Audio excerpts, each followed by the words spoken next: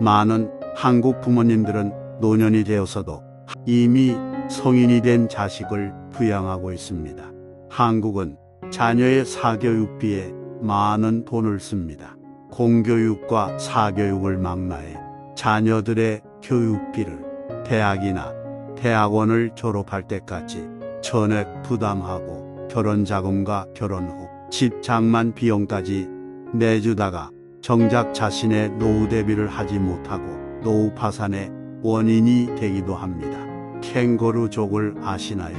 나이가 들어서도 부모에게 경제적으로 의존하는 자식이 늘고 있습니다. 하지만 정반대의 경우도 있는데 반대로 부모가 자식에게 끊임없이 의존하는 경우입니다. 이들은 반대로 자식의 희생을 당연하게 여깁니다. 제대로 된 직장을 가지지 못한 부모님과 어려운 생활 형편, 자녀는 제대로 된 지원도 받지 못한 채 일찍부터 직장 생활을 시작합니다. 이들 부모는 낳아주고 키워준 은혜를 생각하라며 평생 생활비를 자식에게 요구하는데요. 왜 자녀는 부모의 요구를 거절하지 못했을까요? 부모가 자녀의 죄책감을 자극하기 때문입니다. 내가 부양을 안 하면 너는 불효자고 가족에서 너를 버릴 거야 라고 암묵적으로 이야기합니다. 자식은 어떻게 해야 할까요? 오늘의 책을 소개합니다. 이 경우 자녀는 부모를 설득하려 노력하다가 말이 안 통하는 부모와 싸웁니다.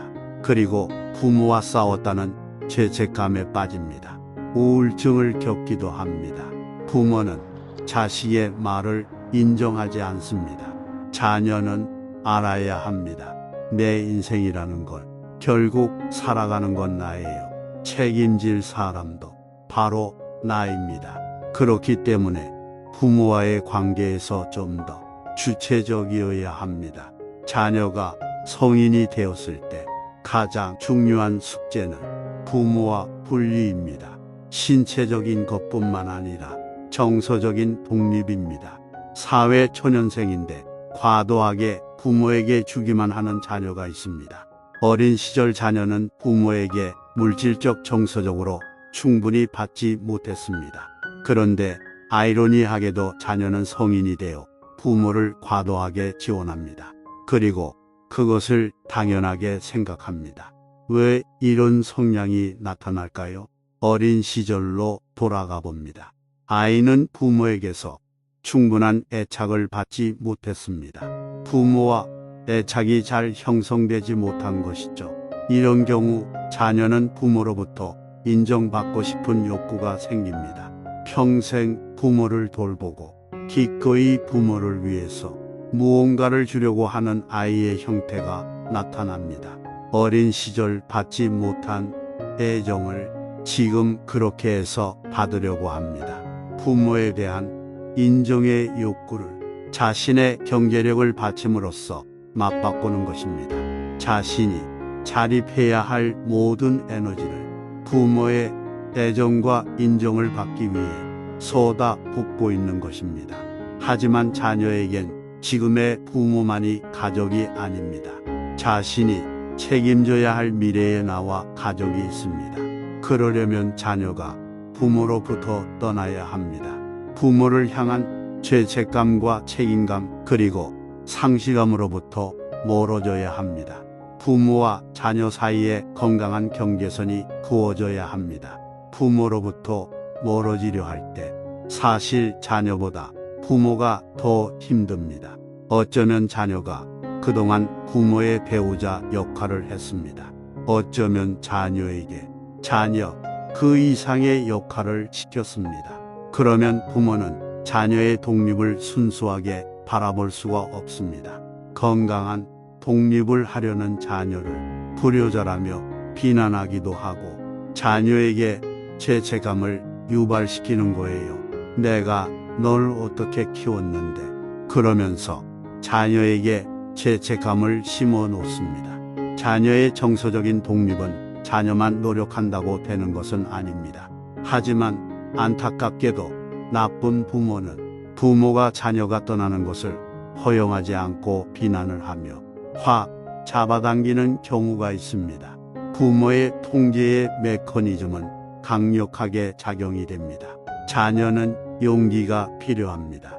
떠날 용기입니다. 성인으로서 삶의 네트워크를 스스로 형성할 수 있는 용기가 필요합니다. 이렇게 생각해 봅시다. 힘든 결혼 생활과 가난한 생활 환경, 그 속에서 부모의 고생과 부모가 가진 결핍에 안타까울 것입니다. 하지만 내 인생도 있다는 것을 잊어선 안 됩니다. 힘들었던 건 부모의 결혼 생활이지 나의 결혼 생활이 아닙니다. 부모 두 분의 몫입니다. 자녀가 할 수 있는 게 없습니다. 부모님의 인생을 존중하지만 나도 내 인생이 있다는 것을 잊지 않길 바랍니다. 자녀가 가족을 위해서 애를 쓰는 경우가 있습니다. 특히 한국에서 마지로 태어난 자녀들은 애를 써야 한다고 느낍니다. 그리고 독립하고 내 인생을 살려고 할 때마다 죄책감으로 부모를 못 떠나고 그 안에서 싸우다가 자기 인생을 허비하는 경우가 있습니다. 자녀는 알아야 합니다. 그것은 부모의 인생입니다. 자녀가 해결할 수 없습니다. 이 부분에서 선이 그어져야 합니다. 빠르게 벗어나야 하는 부모의 특징 세 가지.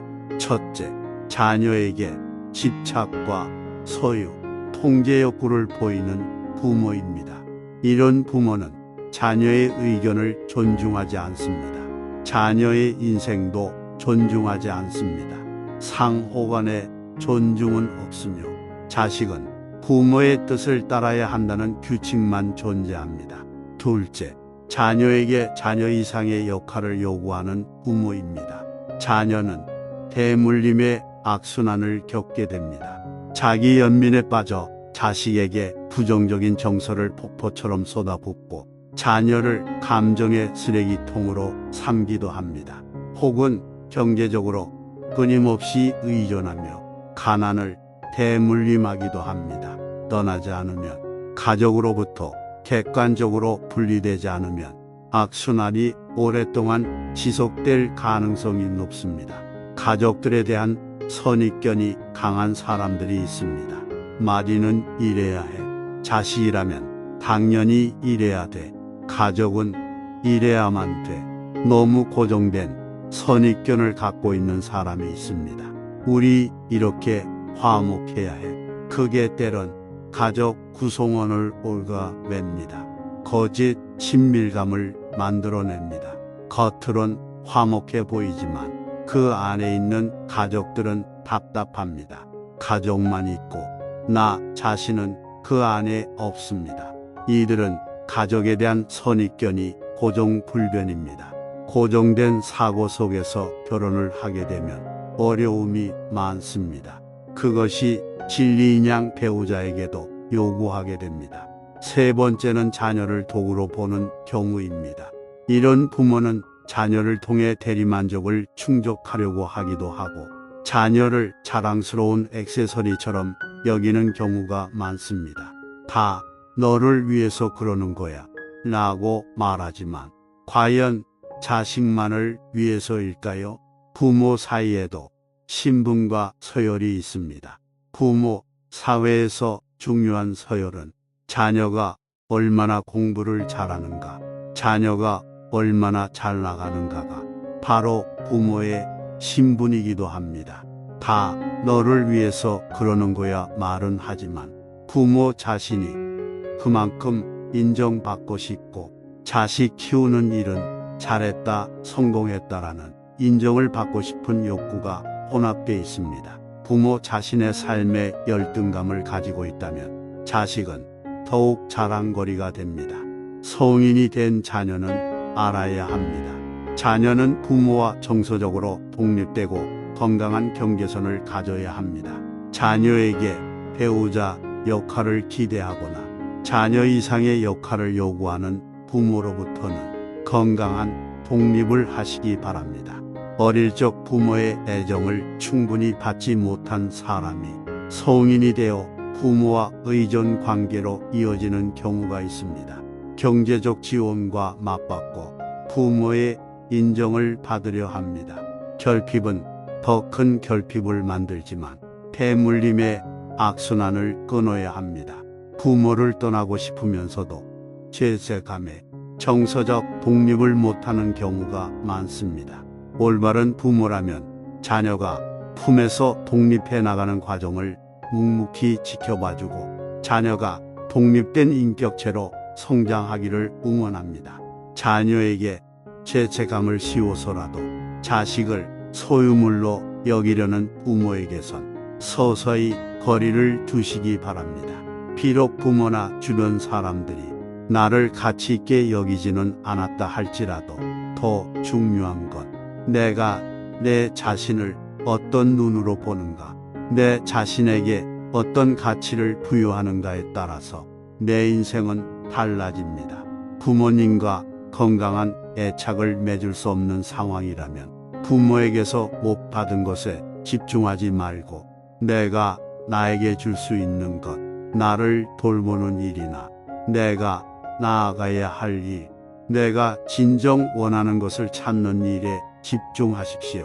부모를 선택할 수 없고 나의 과거는 달라질 수 없지만 내 스스로 어떠한 마음가짐이나 행동을 하느냐에 따라 나의 미래는 달라집니다.